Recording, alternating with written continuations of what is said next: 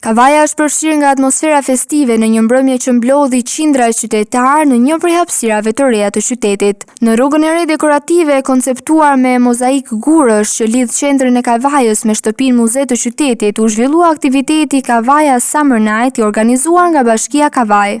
Muzika ishte vetëm një prej elementeve të mbrëmjes. Përgjatë rrugës u ngritet edhe panairi i artizanatit lokal dhe produkteve tradicionale të zonës, duke i dhënë aktivitetit një karakter jo vetëm argëtues, por edhe kulturore promovues për traditat e Kavajës. Të shumt ishin emigrantët që kanë zgjedhur të rikthehen në vendlindje për pushimet e verës, të cilët ju bashkuan festës dhe shprehën kënaqësinë për aktivitetin. Performancat e këngëtarëve shqiptar vijuan për orë me radhë, duke ndjeshur atmosferën dhe duke mbajtur qytetarët të pranishëm gjatë gjithë mbrëmjes.